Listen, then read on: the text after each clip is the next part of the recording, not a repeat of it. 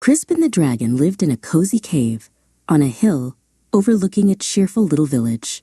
Crispin wasn't a fierce dragon.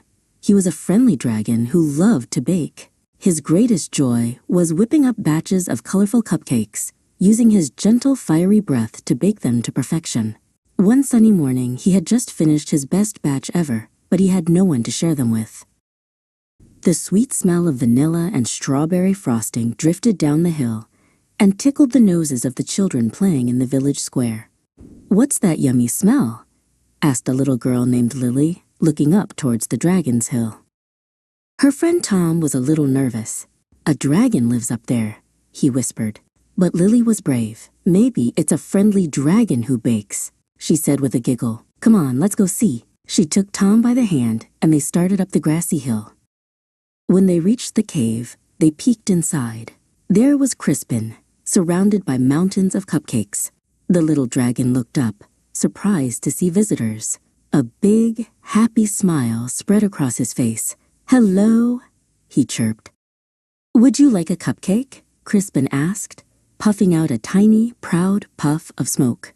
He carefully picked out a swirly pink one for Lily and a bright blue one for Tom. "Just one each," he said. "The rest are mine." He gathered the other trays closer to himself. Lily and Tom took a big bite. The cupcakes were the most delicious things they had ever tasted. "Wow," said Lily. "This is amazing. Our friends in the village would love these. Could they have some too?"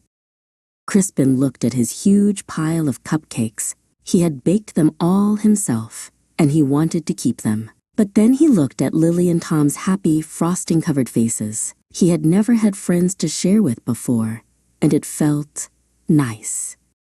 "Okay," Crispin said, his heart feeling suddenly lighter. "Let's share them all."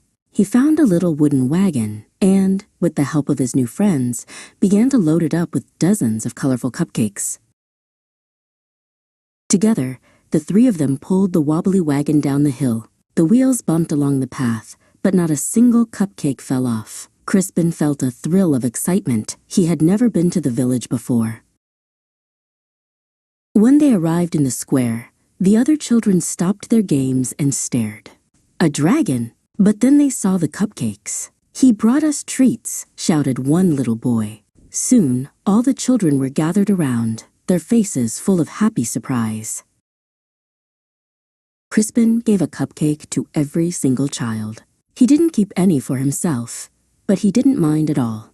Seeing all their joyful faces and hearing their happy laughter was sweeter than any frosting. Sharing was much more fun than having a pile of cupcakes all to himself. From that day on, Crispin was the official village baker.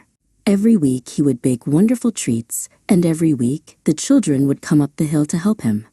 Crispin learned that the best ingredient of all wasn't sugar or sprinkles, but a big spoonful of sharing.